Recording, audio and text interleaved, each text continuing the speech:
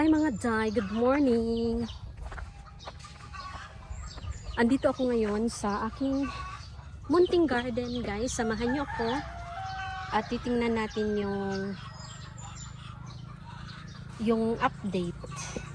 Titingnan natin yung mga bunga ng talong, ampalaya at ang tanim ko na ang tanim kong kamatis.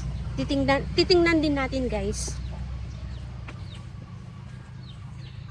So andito na tayo guys sa loob. Ayan guys. So titingnan natin guys yung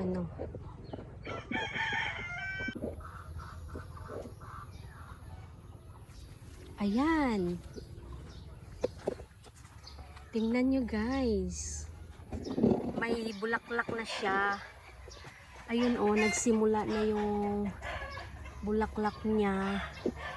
Ayan guys. May bulaklak na siya guys. Ayan. Kung titingnan nyo, meron ng sumisibol na bulaklak. So dito naman sa kabila guys, wala pa or ay meron na rin guys oh. Ayan guys oh, nagsisimula na rin siyang mag-flower. At saka dini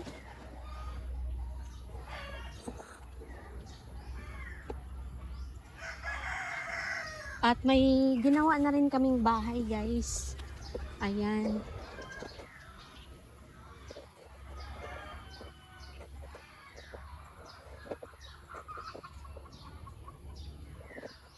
Ayan guys, oh. Meron na siyang bahay. Para kung mamunga siya, I mean kung lumalaki siya, hindi siya madaling matumba.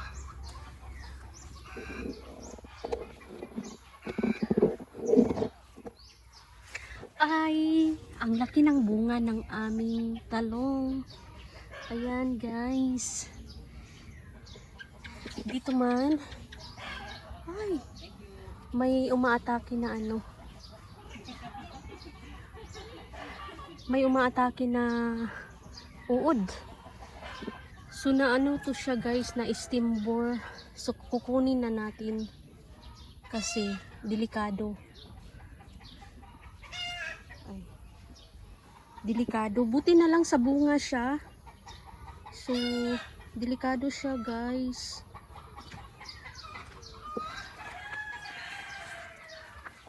Ayan oh. Yun yung mga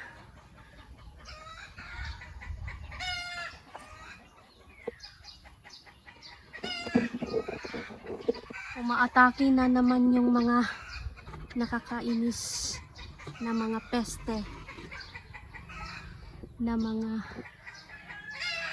Guys. Ayan.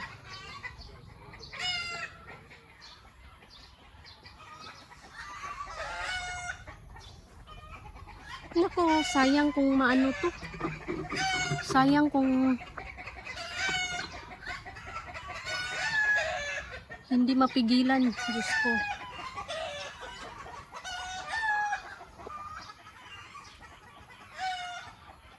Oh, saan na yung bit-bit ko? Patay na. Hindi ko na nakita.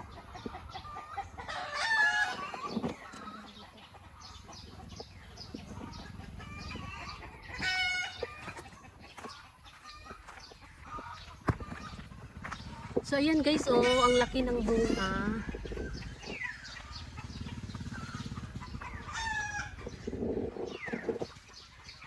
So far, wala pang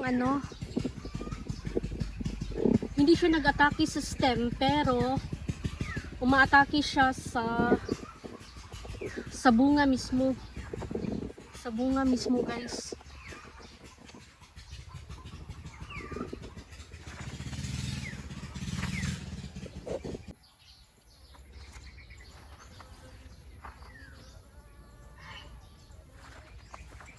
Medyo marami ngayong bulaklak guys. Tingnan nyo guys oh. Ayan. Maraming bulaklak ang talong.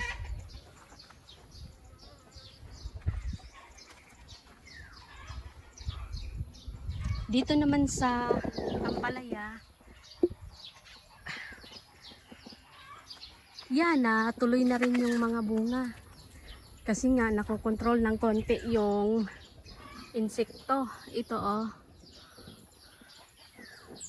Yan ang nangingitlog. Kumbaga, pag dumapo sila sa bunga or sa stem, yun, ini-inject na nila yung ano, ewan ko kung paano. Basta pag na-inject ka nila, may uod na. So, iniitlogan nila guys. Ayun guys, o punong-puno. So, yung pagka-adhesive niya guys, maglalast lang siya ng 2 days. At nawawala rin yung ano niya.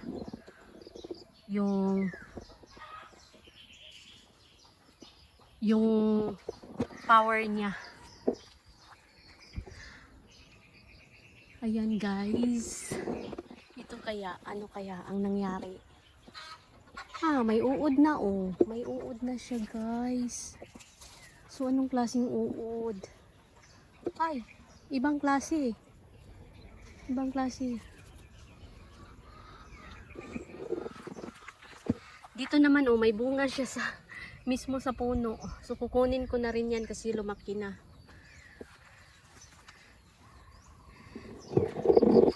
Ayan guys oh, ang dami talaga. At ayan, malaki na ang bunga.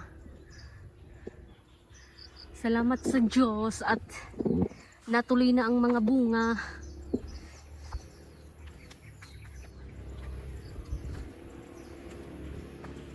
Dito rin oh, may bunga din. Ayan oh. Ayan oh guys.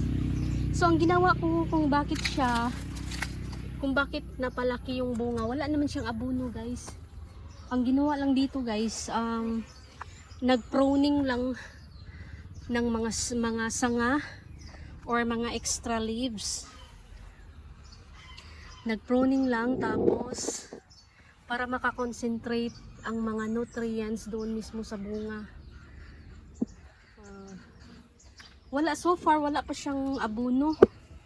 Ang ginagamit lang dito simula nung itinanim ay yung ipot ng manok.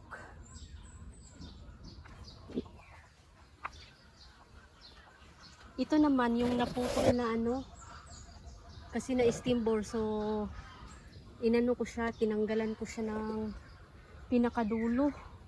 Ayun, nagsisibol naman pala dito rin oh.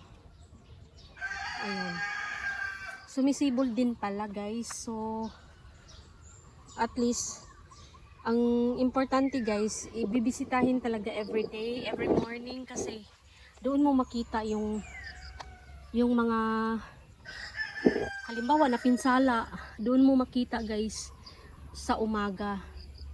Pagkakita mo, putulin mo na kaagad guys, kasi nga guys, para hindi lalawak yung ano, yung pinaka pinsala ng uod. Uod kasi siya guys, kumakain sa loob ng bunga. Ayan.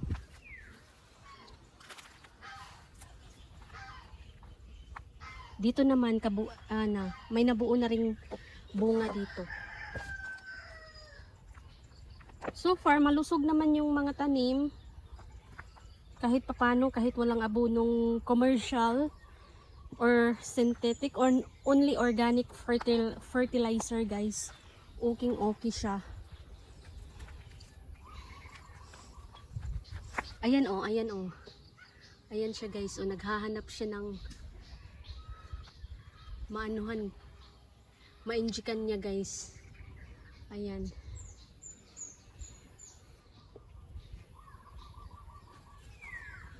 Dito naman guys, yung dahon ay yellow. Yellow na yellow. Hindi ko alam kung bakit yellow siya. Pero okay naman siya. May bulaklak na nga oh. Kakaiba nga lang yellow yung dahon.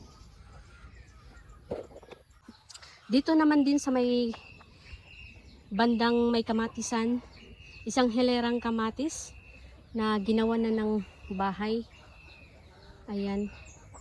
Ito yung magsusupport sa kanya pagdating ng lumaki na siya.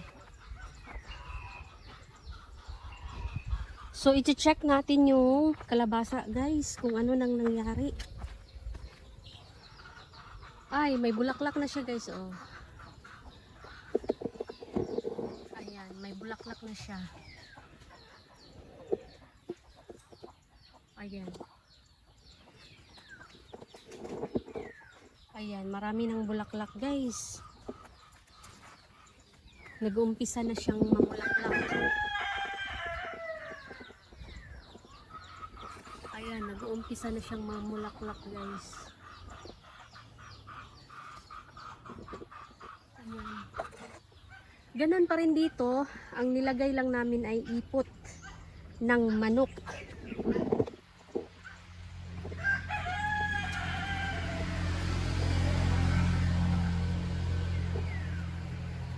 Okay na okay, 'di ba, guys? Ayan.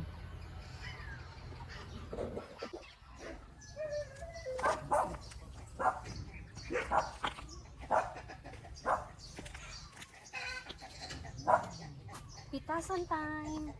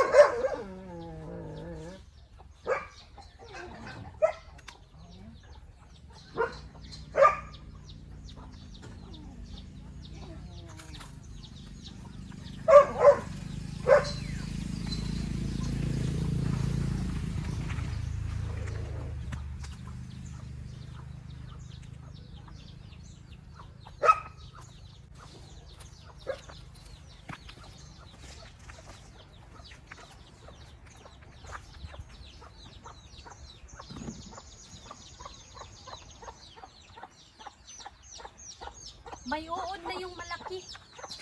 Yan? Ano? Sige na. Lulutuin na.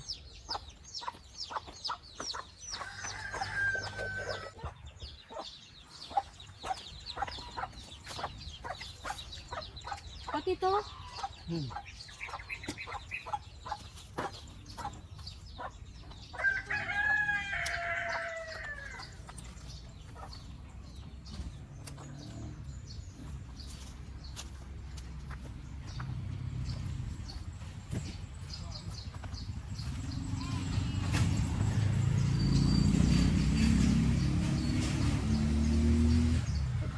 Pati to? Puno. Yung sa puno.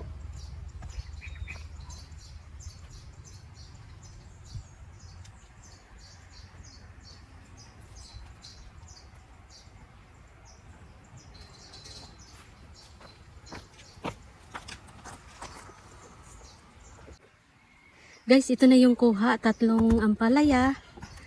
Kaso lang yung malaki sana pero may uod na siya. Nag-umpisa na yung... Ayan. Libre na pang ulam. Salamat sa Diyos.